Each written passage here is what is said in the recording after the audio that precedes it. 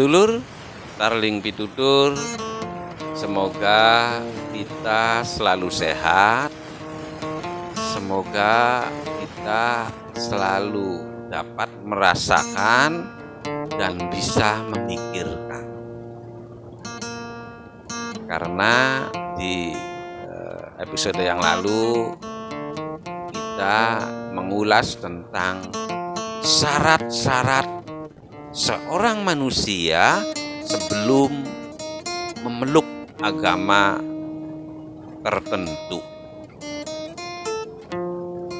Yaitu syarat yang pertama adalah seseorang ketika akan memeluk sebuah agama adalah sehat. Syarat yang kedua, seseorang yang bersangkutan dapat merasakan dan dapat memikirkan. Karena agama akan sia-sia bila seseorang itu tidak dapat merasakan dan tidak dapat memikirkan. Syarat yang ketiga adalah kebangsaan. Ini khususnya kita di Indonesia yang sering diperdebatkan dari awal bahwa harus misalnya ini harus negara agama, harus menggunakan sistem agama. Kalau berdasarkan ilmu pengetahuan atau pujaga-pujian kita dulu, ya sejarah. Jadi syarat beragama sebelum seseorang itu beragama, logikanya bahwa sudah ada bahasa dulu, sudah ada huruf, angka, aksara, tanah, dan air. Itu dimanapun, termasuk di Timur Tengah, di negara Timur, di negara manapun, itu sebelum adanya agama, itu sudah ada bangsa dulu. Nah, di sini sebelum seseorang memasuki atau mempelajari sebuah agama, seseorang tersebut harus mempelajari kebangsaannya. Apa itu kebangsaan? Ya, tanah airnya, huruf, angka, aksara, bahasa, dan pemimpinnya dulu.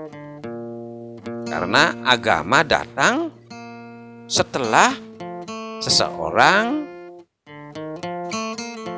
mempunyai tanah air, bahasa, aksara, angka, artinya bangsa. Baru setelah memahami kebangsaannya, boleh memasukkan agama apapun. Kita ambil contoh, kita mempelajari agama, kebangsaannya tidak dipelajari. Anggaplah agamanya damai misalnya. Tetapi kalau negaranya tidak damai, seperti di Timur Tengah, agamanya damai, negaranya perang terus-menerus, ya kan jelas akan mengganggu agama seseorang tersebut ketika beribadah. Artinya dalam tatanan, dalam aturan, seseorang sebelum mempelajari agama, satu, harus sehat dulu. Kedua, bisa merasakan dan bisa berpikir. Ketiga, seseorang tersebut mempelajari kebangsaannya dari bahasa, aksara, dan angka agar nyaman. Itu sarana untuk beragama. Lalu yang nomor 4, syarat seseorang sebelum masuk agama apapun, ya harus meyakini. Di sini banyak yang mengatakan, saya sudah yakin. Yakin tersebut harus bisa dibuktikan. Ambil contoh seseorang beragama tertentu sudah meyakini Tuhannya yang maha segala-galanya, yang mampu segala-galanya. Ketika seseorang tersebut yang katanya sudah meyakini, begitu sakit, dia langsung sakit ringan ya seumpamanya ini. Begitu dia sakit ringan, langsung ke rumah sakit, langsung berurusan dengan dokter. Ini pembuktian seseorang itu belum meyakini Tuhannya, belum meyakini Gustinya. Terbukti ketika dia sakit, baru sakit ringan saja, dia tidak menerima.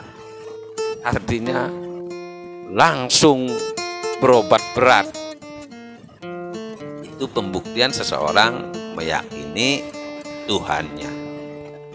Ada lagi pembuktian atau kita buktikan bahwa seseorang yang konon katanya meyakini Tuhannya, tetapi pembuktiannya tidak yakin. Contohnya, seseorang sedang lewat terus diomongin atau dijelek-jelekin.